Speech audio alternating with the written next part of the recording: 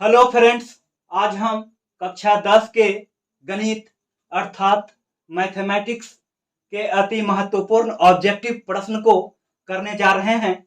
तो first chapter का नाम है वास्तविक संख्याएं अर्थात रियल नंबर्स। तो चलिए शुरू करते हैं। तो पहला क्वेश्चन है 0 और 50 के बीच विषम संख्याओं की संख्या है। तो इसे बनाने से पहले हम कुछ इंपॉर्टेंट चीजों के बारे में जान लेते हैं। तो पहला है सम संख्या। जो संख्या 2 से पूरा विभाजित हो उसे सम संख्या कहते हैं, जैसे 2, 4, 6, 8, 10। विषम संख्या, जो संख्या 2 से पूरा विभाजित न हो उसे विषम संख्या कहते हैं, जैसे 1, 3, 5, 7।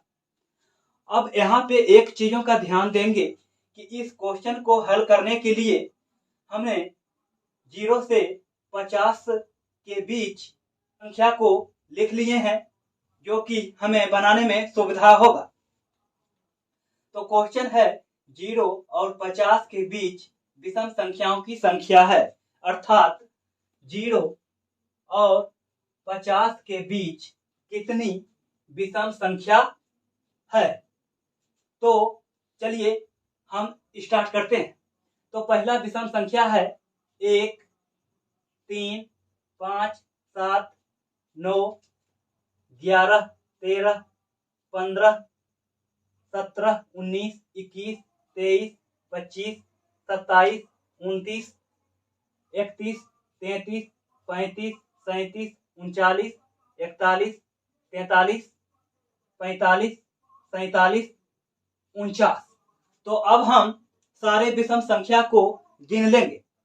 1, 2, 3, 4, 5, 6, 7, 8, 9, 10, 11, 12, 13, 14, 15, 16, 17, 18, 19, 20, 21, 22, 23, 24, 25, अर्थात 0 और 50 के बीच कुल 25 विषम संख्या होगा। तो मेरा आंसर हो जाएगा ऑप्शन नंबर बी। और यहाँ पे एक चीजों का ध्यान देंगे कि 25 विषम संख्या होगा और 25 सम संख्या होगा, अर्थात आधा आधा होगा। तो अब हम चलते हैं 2 नंबर प्रश्न की ओर। तो प्रश्न है 5, 15 और 20 के लोसो और मोसो का अनुपात है। तो सबसे पहले 5 का गुणनखंड कर लेंगे, फिर 15 का गुणनखंड कर लेंगे, उसी प्रकार 20 का भी खंडन कर लेंगे।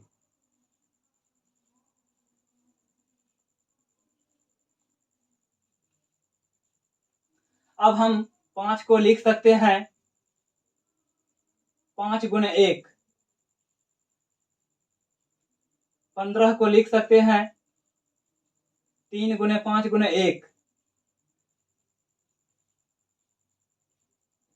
20 को हम लिख सकते हैं 2 गुणे 2 गुणे 5 गुणे 1।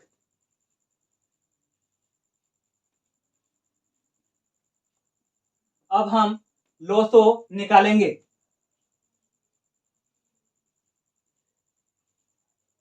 अब यहाँ पे एक बात का ध्यान देंगे कि लोसो निकालने के लिए जो संख्या सभी में कॉमन होगा उसे भी हम लिख लेंगे, और जो संख्या सभी में कॉमन नहीं होगा उसे भी हम लोसो में लिख लेंगे।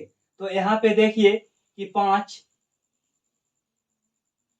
सभी में कॉमन है तो 5 को लिख लेंगे, और यहाँ पे 1 भी सभी में कॉमन है तो 1 को भी लिख लेंगे। लेकिन 1 को लिखने से कोई फर्क नहीं पड़ेगा, इसलिए हम 1 को नहीं लिखेंगे। यहाँ पे 3 सभी में कॉमन नहीं है तो इसे भी लिख लेंगे, और 2 गुणे 2 सभी में कॉमन नहीं है तो 2 गुणे 2 को भी लिख लेंगे और गुणा कर देंगे। 5 तिया 15, 15 दूनी 30, 30 दूनी 60। अब हम मोसो निकालेंगे।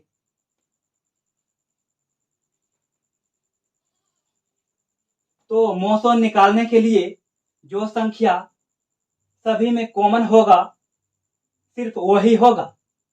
तो यहाँ पे 5 सभी में कॉमन है, तो 5 मौसों में होगा, और 1 भी सभी में कॉमन है, तो 1 भी होगा। लेकिन यहाँ पे 1 लिखने से कोई फर्क नहीं पड़ेगा, इसलिए हम 1 को नहीं लिखेंगे। अब क्वेश्चन में कहता है लोसो और मोसो का अनुपात है, तो यहाँ पे इसीलिए का चिन्ह देंगे और लोसो अनुपात मोसो लिख लेंगे और बराबर का चिन्ह देंगे। यहाँ पे लोसो कितना है 60, अनुपात का चिन्ह देंगे और मोसो कितना है 5, 5 को लिख लेंगे। कटता है तो काट देंगे, 5 का 5, 5 का 5, 5 दूनी 10, तो आंसर आ गया 12 अनुपात 1। अतः मेरा ऑप्शन डी नंबर सही होगा। तो अब हम 3 नंबर प्रश्न की ओर चलते हैं। तो प्रश्न है निम्न में कौन अपरिमेय नहीं है, अर्थात परिमेय है। तो इसे बनाने से पहले हम कुछ इंपॉर्टेंट चीजों के बारे में जान लेते हैं। तो पहला है परिमेय संख्या, जिसे P/Q के रूप में लिखा जा सके उसे परिमेय संख्या कहते हैं, जैसे 2/1, 3/4, 5/7 इत्यादि। अपरिमेय संख्या, जिसे P/Q के रूप में लिखा न जा सके उसे अपरिमेय संख्या कहते हैं, जैसे √2, √3, √5, √7 इत्यादि। तो यहाँ पे मेरा आंसर हो जाएगा ऑप्शन नंबर डी, क्योंकि जब हम √121 को खंडन करेंगे तो हमें प्राप्त होगा 11 गुना 11। तो हम जानते हैं कि जब अंडर रूट के अंदर में 2 संख्या समान हो तो एक संख्या बाहर आ जाता है। तो क्वेश्चन में कह रहा है कि निम्न में कौन अपरिमेय नहीं है, अर्थात वो परिमेय है। तो मेरा ऑप्शन डी है जो कि परिमेय है। तो मेरा आंसर हो जाएगा ऑप्शन नंबर डी। तो अब हम 4 नंबर प्रश्न की ओर चलते हैं। तो प्रश्न है 2 संख्याओं a और 18 का लोसो 36 तथा मोसो 2 है, तो a का मान है। तो हम जानते हैं कि 2 संख्याओं का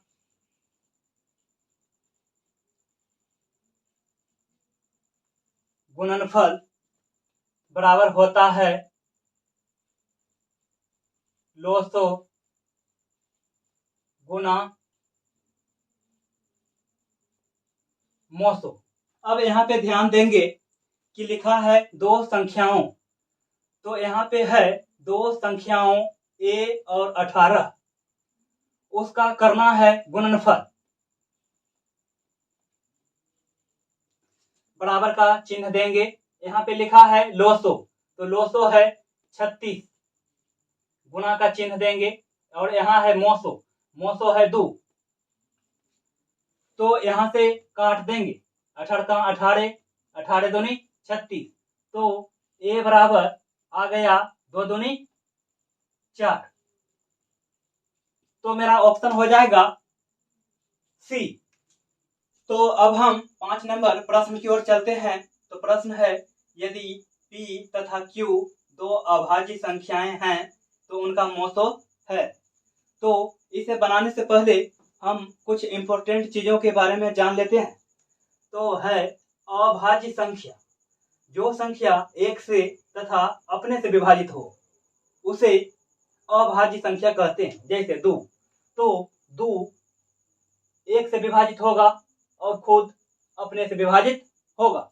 उसी प्रकार 3 1 से विभाजित होगा और खुद अपने से विभाजित होगा। तो अब हम प्रश्न को हल करते हैं। तो लिखा है यदि P तथा Q 2 अभाज्य संख्याएं हैं, माना कि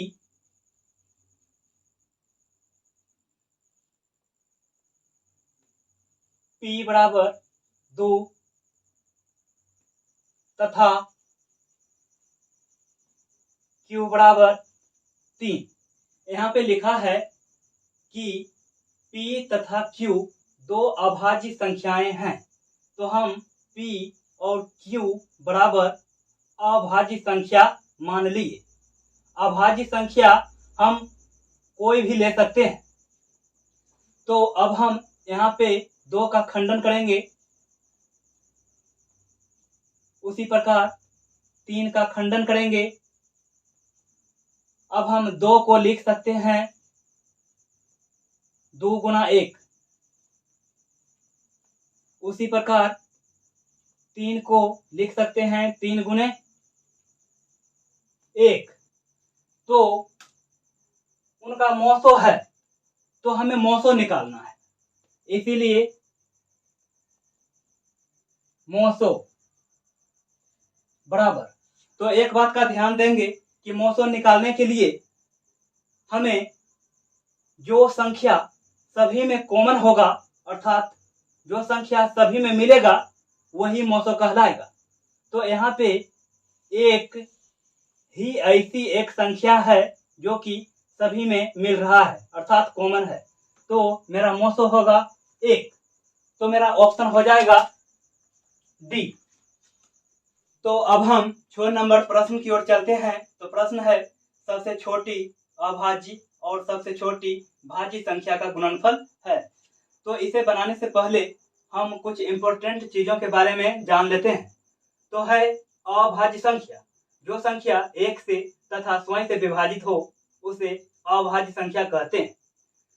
अब है भाज्य संख्या, जो संख्या 1 स्वयं तथा किसी अन्य संख्या से विभाजित हो उसे भाज्य संख्या कहते हैं। तो यहाँ पे 4 है, जो कि 1 से, स्वयं से तथा किसी अन्य संख्या से भी विभाजित हो रहा है, अतः 4 भाज्य संख्या है।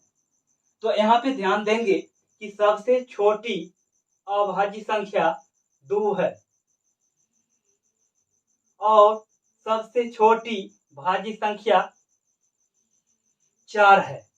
तो यहाँ क्वेश्चन में कह रहा है सबसे छोटी अभाज्य, तो सबसे छोटी अभाज्य संख्या है 2 और सबसे छोटी भाज्य संख्या, छोटी भाज्य संख्या है 4 का गुणनफल है। तो गुणनफल कितना होगा? 4 दूनी 8। तो मेरा ऑप्शन हो जाएगा सी। तो अब हम 7 नंबर प्रश्न की ओर चलते हैं। तो प्रश्न है, निम्न में कौन सी अभाज्य संख्या है? तो अभाज्य संख्या किसे कहते हैं? जो संख्या 1 से तथा स्वयं से विभाजित हो उसे हम अभाज्य संख्या कहते हैं। तो यहाँ पे हम हल करते हैं ऑप्शन नंबर ए को। तो ऑप्शन नंबर ए में है 29। तो 29 1 से और स्वयं से विभाजित होगा, अतः 29 ही मेरा अभाज्य संख्या है, इसलिए ऑप्शन हो जाएगा ए। तो अब हम 8 नंबर प्रश्न की ओर चलते हैं। तो प्रश्न है 3.27 27 27 27 है। तो 27 बार बार रिपीट हो रहा है, इसलिए हम लिख सकते हैं 3.27 पे 12। अब हम इसे लिख सकते हैं 3 और यहाँ पे प्लस का चिन्ह देंगे और 27 को लिख लेंगे और यहाँ 2 संख्या पर बार लगा है, इसीलिए हर में 99 देंगे और यहाँ पे एलसीएम ले लेंगे तो होगा 99 और यहाँ गुणा कर देंगे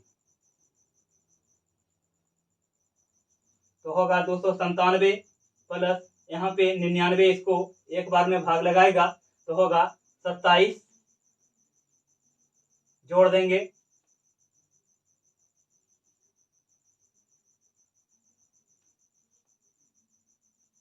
तो हमें प्राप्त हुआ 324/99। कटता है तो काट देंगे, 3 तिया 9, 3 तिया 9, 3 का 3 0, 3 अठी 24, 3 का 3, 3 का 3, 3 तिया 9, 3 छक 18, तो हमें प्राप्त हुआ 36/11। तो यहाँ पे 36 P का मान है और 11 Q का मान है। और यहाँ पे एक बात का ध्यान देंगे कि हम परिमेय संख्या किसे कहते हैं, जिसे P/Q के रूप में लिखा जा सके उसे परिमेय संख्या कहते हैं। जैसे 4/3, तो 4 P का मान है और 3 Q का मान है। उसी प्रकार 36/11 में 36 P का मान है और 11 Q का मान है। अतः 36/11 एक परिमेय संख्या है। तो मेरा ऑप्शन हो जाएगा बी। तो अब हम 9 नंबर प्रश्न की ओर चलते हैं। तो क्वेश्चन है, किसी पूर्णांक m के लिए सम संख्या का रूप है। तो यहाँ पे सबसे पहले हम समझेंगे कि पूर्णांक क्या है। तो पूर्णांक संख्या सभी धनात्मक एवं ऋणात्मक संख्याओं को पूर्णांक संख्या कहते हैं। जैसे इधर हो गया धनात्मक संख्या और इधर हो गया ऋणात्मक संख्या। तो चलिए अब हम हल करते हैं। तो पहला ऑप्शन को हल करते हैं। तो पहला ऑप्शन है m+2। तो क्वेश्चन में कह रहा है कि किसी पूर्णांक m के लिए सम संख्या का रूप है। सम संख्या का रूप है। तो यदि हम m का मान 1 लेते हैं तो हो जाएगा 3, जो कि विषम संख्या है। यदि m का मान हम 2 लेते हैं +2 तो हो जाता है 4, जो कि सम संख्या है। अब हम ऑप्शन बी को हल करते हैं।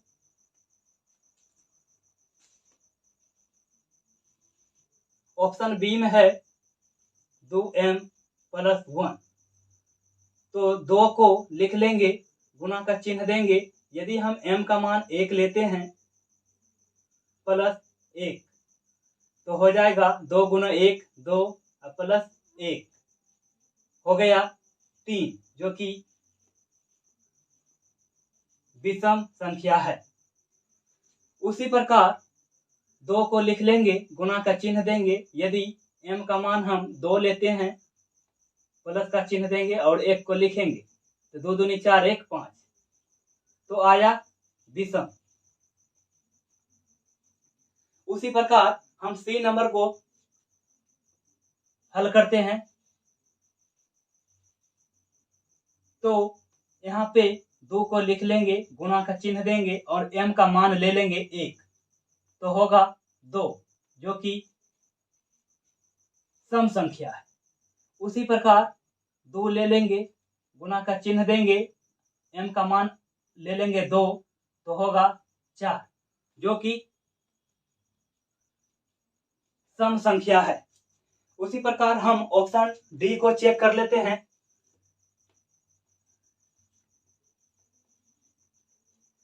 यदि हम m का मान 1 रखते हैं तो होगा 2 × 1 - 1, तो होगा 2 - 1, तो 1, तो 1 विषम संख्या है। उसी प्रकार 2 लिखेंगे, गुना का चिन्ह देंगे, m का मान 2 ले लेंगे और 1 को लिखेंगे, 2 दूनी 4 - 1, तो घटकर आएगा 3, जो कि विषम संख्या है। अब यहाँ पे ध्यान देंगे कि क्वेश्चन में कह रहा है किसी पूर्णांक m के लिए सम संख्या का रूप है। तो जब हम m का मान 1 रखते हैं तो हो जाता है 3, तो आ गया विषम। और जब हम m का मान 2 रखते हैं तो आ गया 4, अर्थात सम। तो कभी विषम कभी सम। लेकिन क्वेश्चन कह रहा है कि किसी पूर्णांक m के लिए सम संख्या का रूप है। तो ऑप्शन नंबर सी में देखिए कि कोई भी मान हम रखते हैं, जैसे कि m का मान 1 रखे हैं तो 2 आया सम संख्या, m का मान 2 रखे हैं तो 4 आया जो कि सम संख्या है। तो क्वेश्चन कह रहा है किसी पूर्णांक m के लिए सम संख्या का रूप है, तो मेरा सम संख्या का रूप होगा ऑप्शन नंबर सी। तो अब हम 10 नंबर प्रश्न की ओर चलते हैं। तो प्रश्न है, निम्न में से कौन सा अपरिमेय नहीं है? अपरिमेय नहीं है तो क्या है? परिमेय है। तो पहला ऑप्शन को हम हल करते हैं। तो ऑप्शन है √64/81। तो हम 64 को यहाँ पे खंडन कर लेंगे। 2 तिया 6, 2 दूनी 4, 16 दूनी 32, 2 अठी 16, 2 चौक 8, 2 दूनी 4। तो हम 64 को लिख सकते हैं 1 2 3 4 5 6, यानी 6 को 2 लिख सकते हैं।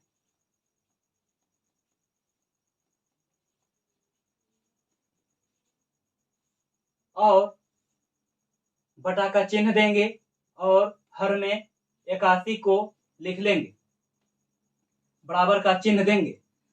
अब हम जानते हैं कि अंडर रूट के अंदर जब दो संख्या समान हो तो एक निकल जाता है। तो इस यहां से एक निकल जाएगा और यहां से एक निकलेगा और यहां से 1 2 निकलेगा और बटा 81, 2 दूनी 4, 4 दूनी 8। तो आ गया 8/81, जो कि 8 को हम कह सकते हैं P और 81 को कह सकते हैं Q। तो 8/81 P/Q के रूप में है, अर्थात परिमेय संख्या है। और क्वेश्चन कह रहा है कौन सा अपरिमेय नहीं है? अपरिमेय नहीं है इसका मतलब है कि वो परिमेय है। तो मेरा ऑप्शन नंबर हो जाएगा ए, जो कि परिमेय है। तो अब हम नेक्स्ट वीडियो में मिलेंगे।